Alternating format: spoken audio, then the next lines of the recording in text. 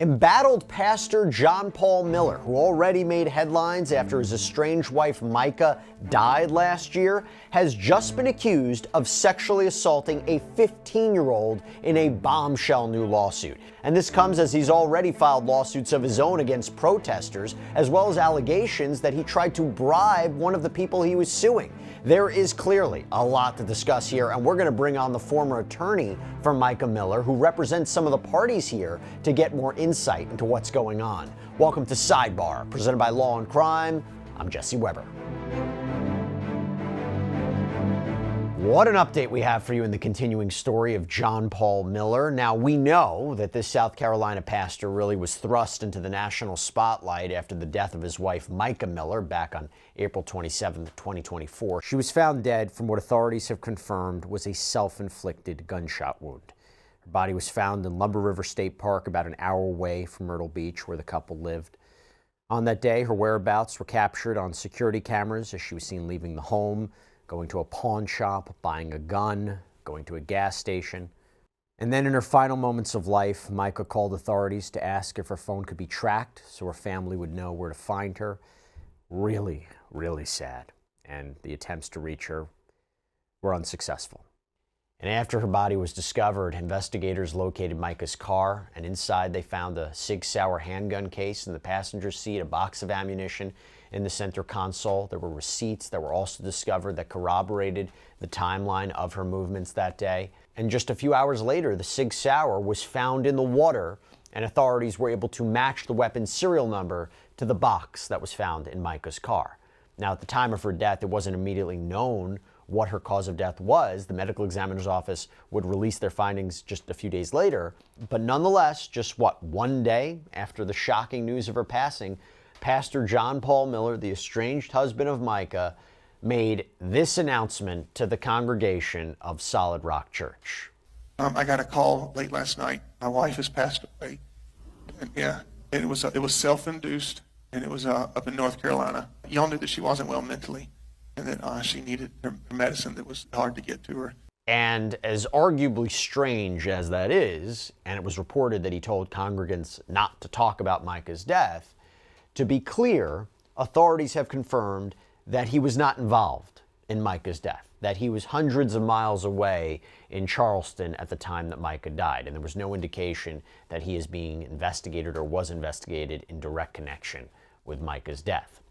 However, her family, her friends, many who have been following this story believe there is more here, that Mica wouldn't have done this. And what has surfaced is an investigation into Mica's life with John Paul and allegations of abuse. They have surfaced both by Mica and also alarming allegations put forward by his ex-wife, Alyssa Williams. But more specifically with Mica, based on a police report, she had apparently indicated that she was groomed by John Paul Miller since 10 years old when she worked for him at the church. And at the time of her death, they were estranged. She had tried to separate from him. But when police had contacted John Paul, this is important, he told them that Mica suffered from mental health disorders, saying she, quote, spends large amounts of money when she stops taking her prescribed medication, and that he took the car away from her so she wouldn't sell it. And his attorney, Russell Long, released a statement at the time saying, following the untimely death of Mica Miller, unfounded rumors and false accusations began circulating on social media and in various media outlets suggesting Pastor Miller's involvement in her demise. This created a buzz, causing local and national media outlets to begin proliferating these falsehoods on a mammoth proportion. Our client refutes any report that suggests he ever abused his wife. Recent reports claim that Pastor Miller groomed his wife from the age of 10 years old. Couldn't be farther from the truth.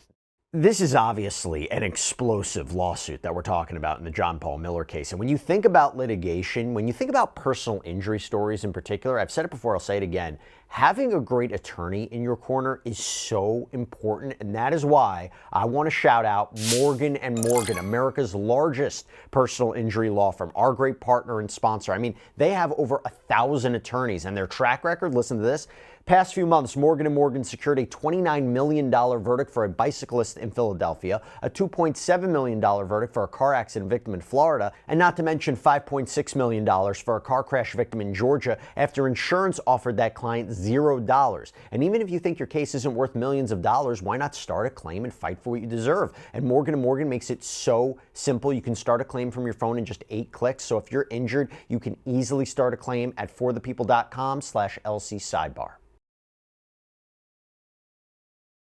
With all of that in mind, particularly the allegation that he groomed Mica when she was 10 years old, now we got to talk about the major updates. So first up, we have this bombshell lawsuit that was filed by an unnamed Jane Doe against John Paul Miller, his father, Reginald Wayne Miller, Solid Rock Ministries, and All Nations Cathedral Church, where Reginald was head pastor.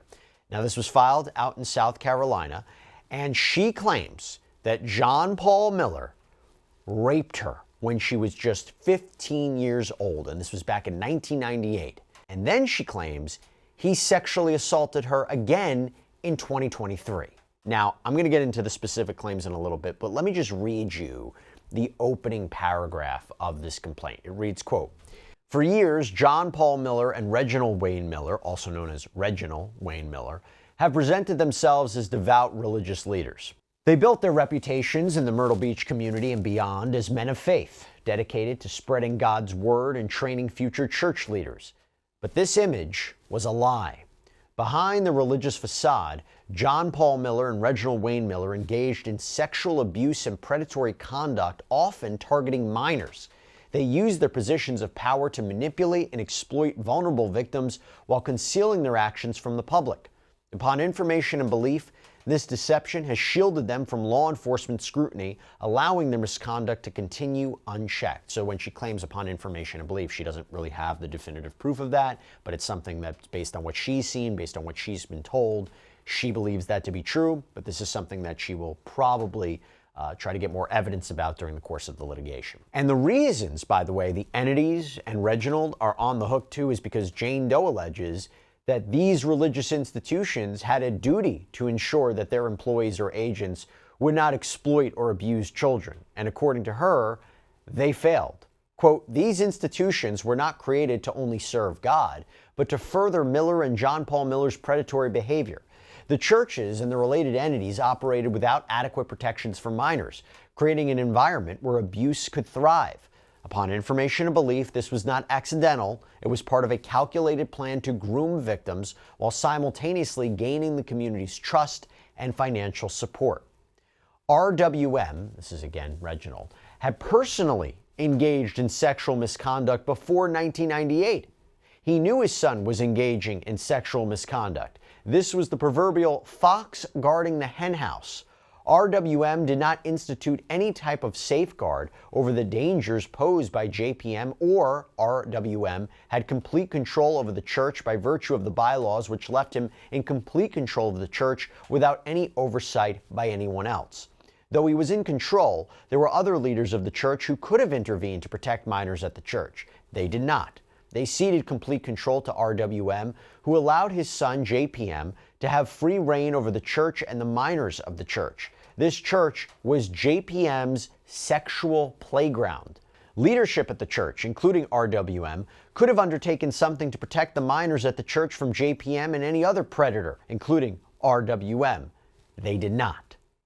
And here there is a mention of Mica Miller. Recently, the death of John Paul Miller's ex-wife, Mica Frances Miller, has once again drawn attention to both John Paul Miller and Reginald Wayne Miller.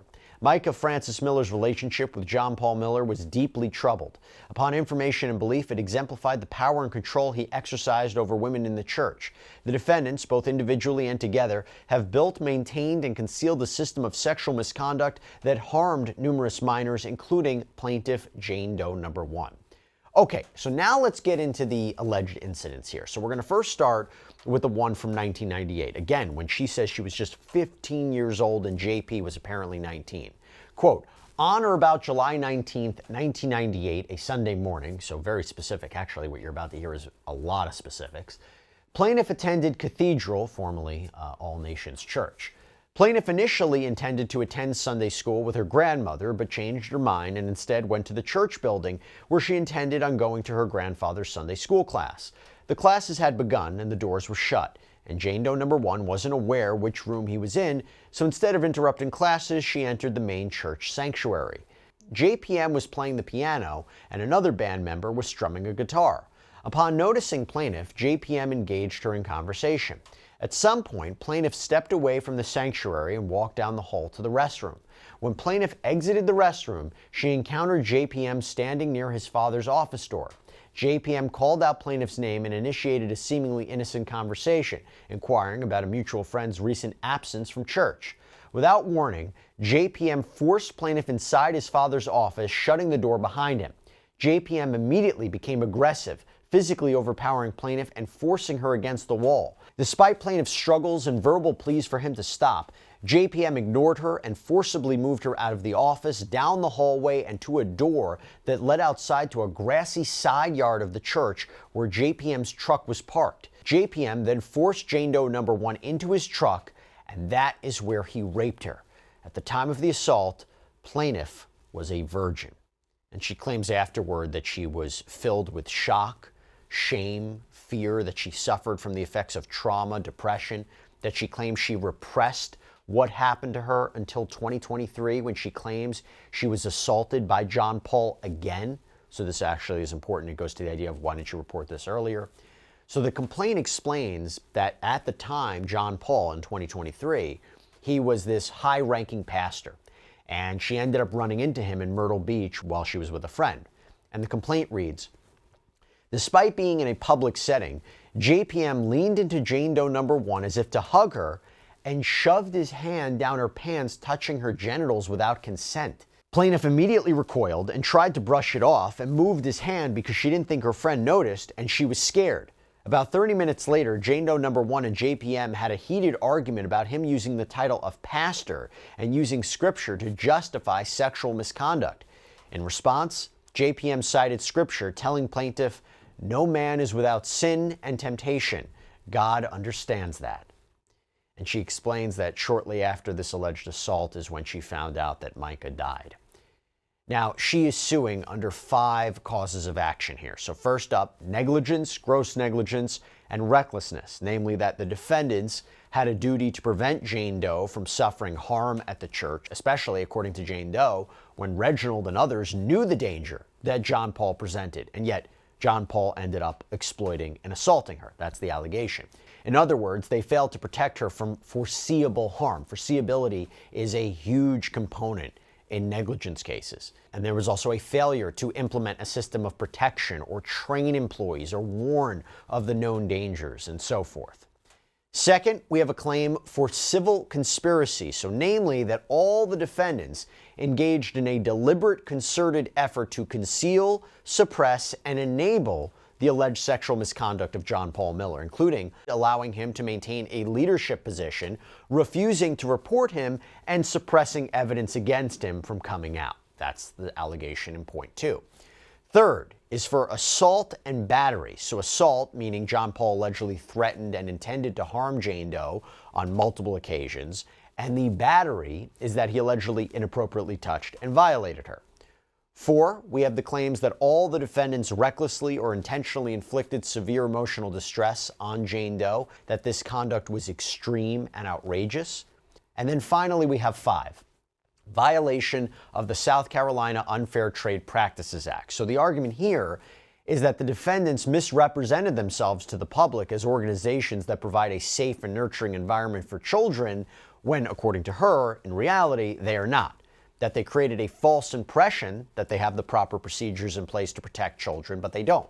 In other words, the allegation is that this is deceptive business practices, and she is suing for a whole wide variety of different kinds of damages here. Now, one more thing I have to mention in this lawsuit is an accompanying affidavit. So as Jane Doe claims in the complaint, quote, in her sworn affidavit, Susan Miller, so this is RWM's ex-wife, Reginald Miller's ex-wife, detailed how RWM physically and emotionally abused his family and exercised absolute control over both his household and his church congregation. And when you read that apparent affidavit from Susan Miller from 2001, she claims, amongst other things, that Reginald, her husband, didn't love her as much as she loved him, that he didn't want to be intimate with her, calling her too fat and, quote, not a turn on, that he physically beat John Paul Miller with a leather belt when he was just 5 or 6 years old, and how there were reports that Reginald had made sexual advances towards men. Now, obviously, this is a significant development, right, in this story. But I will tell you, it is also a significant development in that John Paul Miller is already engaged in a lot of litigation right now. One thing we haven't talked about is that he filed 20 separate lawsuits against people who he says are demonstrating or demonstrated outside of his former church, Solid Rock Church, after Mica's death. These are people calling for justice for Mica. And he apparently sued all of these people for claims of invasion of privacy and defamation. However, according to South Carolina court records, 6 of those cases were dismissed, and on February 20th, John Paul Miller, who is apparently representing himself, offered to drop the cases if the defendants agree to stay 500 feet away from his new church. This is according to reporting by Post and Courier. So we're going to be speaking with an attorney who's apparently representing several of those defendants in a minute and has been actively following the John Paul Mica Miller situation. By the way, she actually represented Mica Miller at one point, but there is another legal development regarding this that we want to talk about as well. Because as reported by Fitz News, one of the people that John Paul Miller is suing, a woman named Melissa Moncari, she claims he tried to bribe her. Yeah, the allegation is that he offered to pay her money to lie under oath and that he would drop his suit against her in exchange. And the way that she claims she can prove this, she apparently filed a letter with the clerk of the Horry County Court that contained screenshots of her communications with John Paul. We don't have those screenshots, but we have a description of what's being talked about here, that he allegedly, according to Fitz News, that he wanted her to testify that these protesters, quote, attack cars, harass him, take pictures of license plates, post license plates online, abuse him, and stalk him at every location he visits. That is the allegation, that he wanted her to testify to this. Now, again, she wasn't going to testify to this. She didn't believe it. And she even reportedly went to the police about this. By the way, she had raised a challenge that she wasn't properly served, and in the end, his attorney dismissed the case against her. But we also know that John Paul Miller has faced other legal trouble in connection with these protesters or demonstrators. You see, on November 1st of last year, the FBI reportedly searched John Paul Miller's home, where they were seen removing items, although we still don't know and have further information on their findings or what's going on with that apparent investigation. But that was significant too. And I'll also tell you, based on Moncari's account, it is reported that there are now allegations John Paul Miller may have been trying to make sure authorities weren't monitoring his phone in connection with that investigation. But shortly after that search, tensions with protesters, they boiled over, and John Paul Miller, he was arrested after he got into an altercation with a woman outside of the church. That incident happened on November 6th, and video of that confrontation was posted on social media.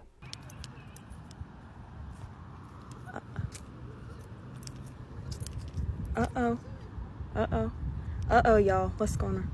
And he was later arrested for allegedly touching the bill of that woman's hat. He was charged with third-degree assault and battery. He was released on bond the following day. Okay, so with all that in mind, I want to bring on a special guest right now, somebody who is intimately involved in a lot of what's going on here. I want to bring back onto Sidebar Regina Ward, South Carolina attorney, who represents several of the defendants in these actions that were filed by John Paul Miller. At one point in time, she had represented Mica Miller's family and estate, and even Mica Miller at one point. Regina, thank you so much for coming on here on Sidebar. There's so much I want to talk to you about. First up, your reaction to this new lawsuit filed by Jane Doe.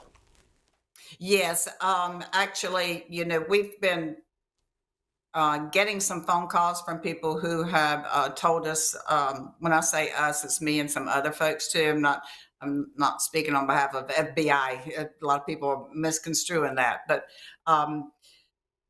people have been coming forward. And so we were very happy that there is a victim who has decided to go forward and file the suit. I think that it's going to embolden and give confidence to other victims. I am personally aware of a couple of other victims.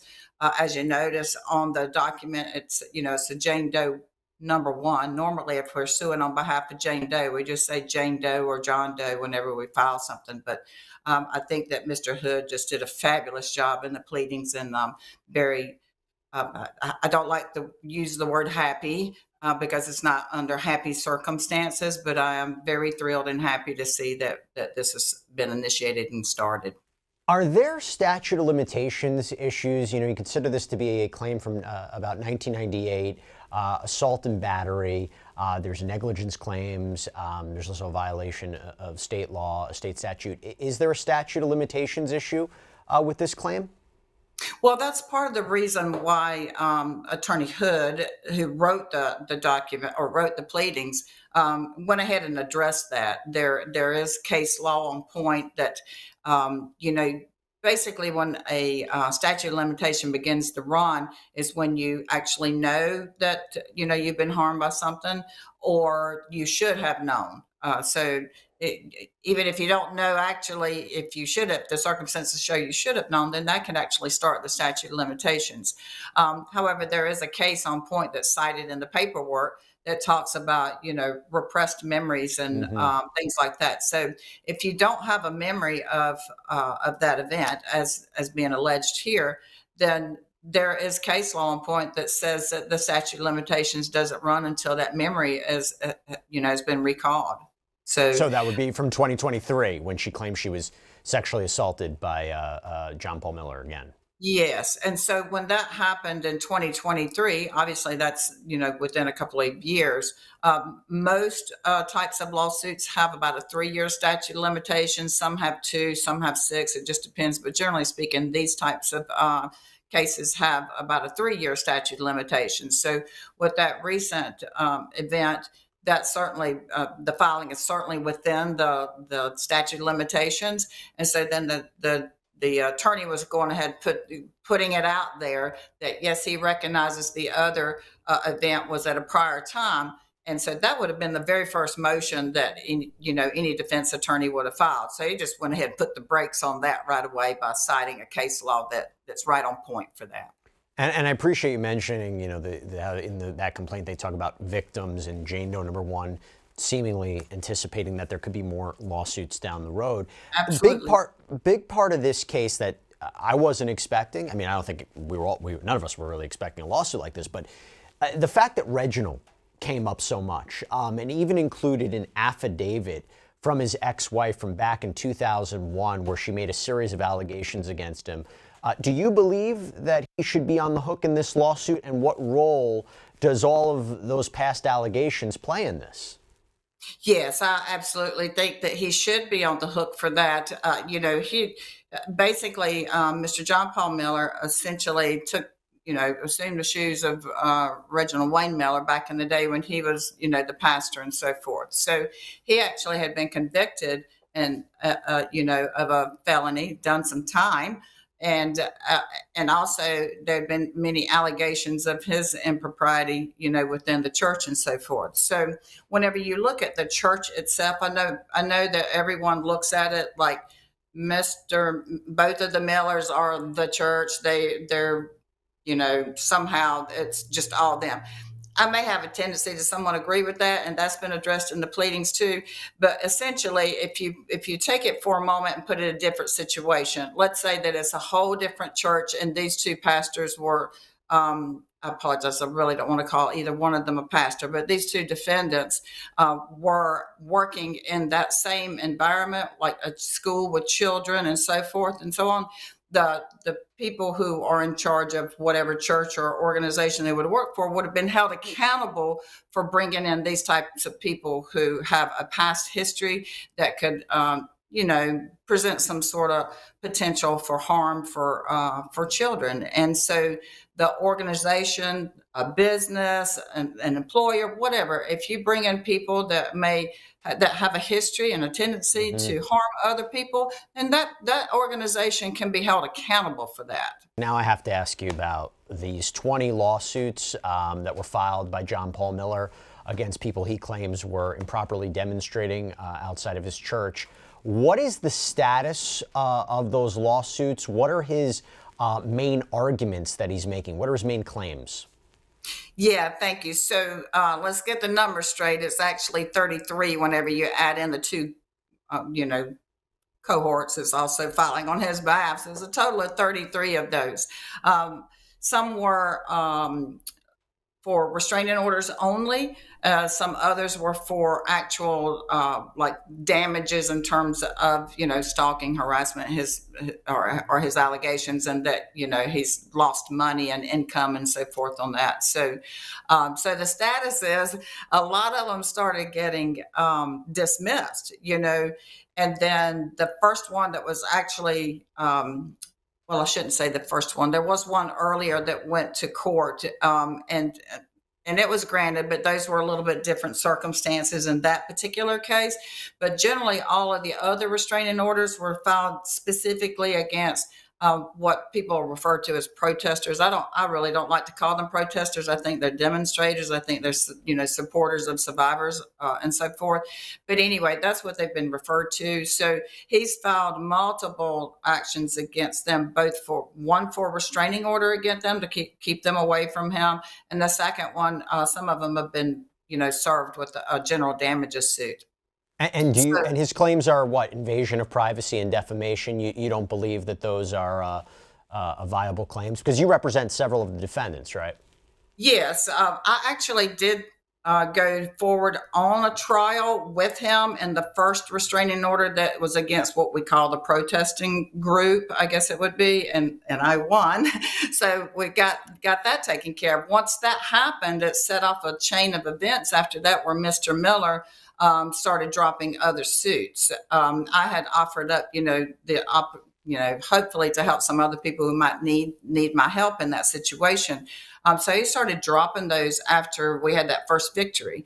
And then one of the other plaintiffs that was filing on his behalf, he had filed 4 actions against 4 different people, and those all got dropped. So I didn't get to, I literally have a table that keeps up with all these. I'm sorry, I should have brought it in here with me, but a lot of them have been dropped. The one that I had today, Mr. Miller agreed to drop it before we ever got in the courtroom. So why did he agree to drop it? I don't think he wanted to lose in court again like he did before. Well, why is he losing? Why are those cases being dismissed? Is there and by the way, I believe he's representing himself, right? Was there something legally deficient in the filings? Why are they getting thrown out? Yeah, absolutely. So they were, after mine this morning, there were 3 more that were heard, and a different lawyer handled those. And those, as I just got the word before I walked in here to meet with you, those were heard by the judge, full courtroom, witnesses, everything. The judge denied them all. And so what he has pled in his restraining order documents is, first of all, it's like harassment in the first degree, harassment in the second degree, and stalking. Okay, it's a form that they have at the courthouse, and you're usually supposed to pick one of them. Well, he picked all 3 of them, and so it's like what's one or the other. It's not usually all of those; it's one or the other. But the other thing that makes it weak for him is that he selected particular dates. Okay. 3 or 4 dates. The law says that you have to have a minimum of 2 events to report. So he would report 3 or 4 events as opposed to just 2, cushioning the blow there, I guess. And so the witnesses that he brought today to court on the other case, it's all been kind of the same thing. This is the reason I won the first one, is because the witnesses, when you look at them and you say, did you see my client standing over there? And can you identify, did you know who that is? And all the witnesses were saying, I've seen the protesters, and they talk about them as a group. But most of the witnesses could not say yes and point to someone and go, yes, that's Jane Doe, or yes, that's John Doe. It was mostly testimony about the whole group, the whole support group. What is your client's defense to, let's say you have a case that is going to go forward, he's making claims of that you're invading my privacy, they're making false statements about me, this is a form of harassment. What is the legal defense to this that you're presenting? I believe it's a First Amendment argument? It is. It's definitely a First Amendment argument as to the folks who are demonstrating. Okay, they do have a First Amendment right. But however, people hear this all the time. They go, I have a right to go out and protest. You absolutely do. But let's not forget that your rights go only so far as they can until they start interfering with someone else's rights. Okay, so to go out and protest, as long as it's peaceably done, is perfectly fine. But if they start, attacking individuals, directly, or, screaming obscenities and things like that, that does become, some form of harassment, I guess. But really the basic defense, first of all, is the First Amendment right. But the second one that seems to keep working the most is that he can't make his case. He's not finding, like he made a complaint that he felt harassed on a particular day, and we were able to show he wasn't even outside. He saw a video that somebody else showed him. So, he's all over the place. He picks random dates, and people like today even testified, some of his witness, like, I don't remember what happened that day. No, I can't say that person was there, Let me ask you this. Look, litigation's a headache for anybody involved. There was reporting that he said, I will drop all the cases if everybody agrees to stay 500 feet away from me. Is that something that your clients would entertain? Yeah, absolutely. So part of the thing, whenever there's litigation, there really is actually an obligation to try to resolve litigation, okay, before taking up the court's time. So there is a rule that's on point for that. So whenever on that particular day, I was in another court on another case and wasn't there to hear him say that. So I actually called him up and said, I heard that you made some kind of settlement offer in an open court. So what was it? And so he went through some of those terms, and I was like, I have a duty, if you're making an offer for settlement, to take that to my client as an attorney. I can't say yes or no to you. I'm obligated to give it to my client. And of course, I needed to, it always happens. People say one thing, and when it comes out in a writing, it may look like something else. So I just basically said, email me, your proposal, and I'll have a look at it. And I had put out in the world before that any of the pro se folks, defendants, that if they wanted to contact my office, I was trying to help them learn how to, represent themselves. So the same thing with the settlement proposal. The settlement proposal, as it was initially proposed, was unacceptable. And so, it Why? became, well, for me, as the lawyer looking at it, it left out some pertinent terms, and it also was too broad. If you have to remain 2 football fields away from a particular place, that's nearly impossible. I mean, we live, our entire community is a parallel community to the ocean. So everything's in a straight line here, it seems like. Sure. So that would just, that would be risking someone being, held in that case, it would breach a contract, because it's not a restraining order, which is critically important to the settlement. Okay. It's like, for instance, with him dropping my client's case this morning, we said, okay, that's great, but let's go ahead and go back and talk about this proposed settlement, because there was something that was very important to my client that she wanted to get, make sure that was preserved. Don't have permission to talk about what that was exactly. Sure. But anyway, it was very important for her. So we did seize the opportunity to say, hey, let's go ahead and circle back to what your proposal was. And I made some revisions to it that I felt were, much more reasonable and probably on point. With the key point being that my client, while I like to think I would win every time, you never have those guarantees, right? So that's impossible. So what's the best interest of my client? If she's interested in it, is for me to control the outcome of the case. And the settlement proposal is the control of an outcome of the case. My client felt very satisfied and ecstatic about, the result of that. Mm-hmm. And basically, with regard to that settlement proposal as well, is that if Mr. Miller had won, on this particular time, then there would be a legally enforceable restraining order, which is a bad sounding thing. Okay, nobody wants that. Have you ever had a restraining order against you? You don't want to have to be able to say yes to something like that. So it was very important that that was not a risk for my client. I understand. Okay, so we'll see how those progress. And I understand there were, I think, counterclaims filed as well. Right? Is that real quick before we move on to one final point? Were there counterclaims filed by your clients? Yeah, so let me straighten that out. There's been two types of filings by Mr. Miller. Okay, one is for restraining orders only. Those are petitions for restraining orders only, based on harassment or stalking, in his opinion. Okay, then he filed a different type of lawsuits that seek damages, loss of income, etc., things like that. So those are pending. There are some that were. All of them have answers and counterclaims. I've filed answers and counterclaims on behalf of my client that has one of those suits against him. And the other attorney did the same thing. Now, these have the potential. Three of them are already going to get moved up to what we call circuit court. That's the higher, they have a higher jurisdiction. There's no limit to the amount of damages of money that can be awarded in those cases, as opposed to magistrate court, which is $7,500. So there's a possibility that my client's case may be moved up to circuit court as well. We're just waiting for a couple of things before we make that final decision. And their counterclaims for what? What are the claims? Yeah, so my client this one particular client is a little bit different. He actually was a former employee or volunteer in the church. He played in the band pretty much every Sunday. He was there every Wednesday practicing and so forth.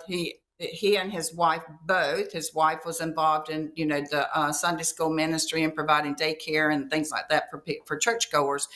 So they were really involved in the church. His wife for about 5 years, him for about 3 years, and during the course of that time, they actually, developed a personal relationship with Mica and Mr. Miller, and so they both confided in my client and his wife about certain aspects of their marriage. I personally think that he filed a case against my client specifically because, he's concerned he may have some information may be relevant to the FBI. Not particularly saying that, but he definitely was on the inside of that church and involved with Mr. and Mrs. Miller at that time. So the counterclaims that I filed on his behalf are the same types of things. It was defamation, intentional infliction of emotional distress, those types of things. Gotcha. Okay, Regina, before we let you go, I have to ask you real quick about the claims of Melissa Moncari, basically saying that John Paul Miller engaged in bribery, that he was trying to evade his phone being monitored in connection with the federal investigation. Just real quick, your insight into those claims. Yeah, so I do plan on addressing that fully on another platform, but just very quickly, I think there is a misconception. There may be other lawyers who disagree with me, but as far as do we personally think that may have been intended to be some sort of a bribe or whatever? It maybe, but I'm looking at what was provided, and quite frankly, I don't see what she's alleging. I don't see a bribe. Okay, I don't see that. It's not uncommon, for lawsuits to be pending and people try to, as I said, they're required to negotiate or attempt negotiation. And that, I don't see that as a bribe. The other thing is Ms. Moncari made a comment about that it was witness tampering. Well, no, it's not witness tampering unless you're actually a witness. And she is not a witness to anything that had to do with Mica or Mr. Miller, when all of this stuff happened. There was one point where she may have been an important witness, but she blew that when she opened her mouth and started talking about it, if what she said was even true to begin with. All right. Well, listen, I appreciate your perspective on that. We're going to keep a very careful eye on all aspects of the John Paul Miller situation. Regina Ward, really appreciate you coming on. Always love seeing you and giving some perspective about what is happening from a firsthand account. So, Regina, thank you again for taking the time to come here on Sidebar. Always my pleasure, Jesse. Always good to see you. Thank you so much. All right, everybody, that's all we have for you right now here on Sidebar. Thank you so much for joining us. And as always, please subscribe on YouTube, Apple Podcasts, Spotify, wherever you should get your podcasts. I'm Jesse Weber. I'll speak to you next time.